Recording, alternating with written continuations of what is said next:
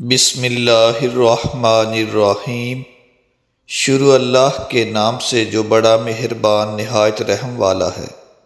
السلام علیکم ورحمۃ اللہ وبرکاتہ۔ محبوب کے ہاتھوں ذبح ہونا۔ آج صبح یہ حدیث پاک پڑھی تو وجد آ گیا۔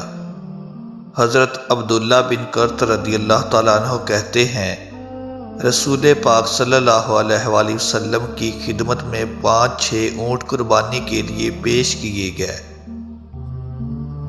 تو وہ خود کو حضور کے آگے کرتے تھے۔ ہر کوئی یہ چاہتا تھا کہ سرکار پہلے مجھے نحر کرے۔ سبحان اللہ، محبت کیا نرالی چیز ہے۔ محب محبوب کے ہاتھوں ذبح ہو جانے کو بھی شرف سمجھتا ہے۔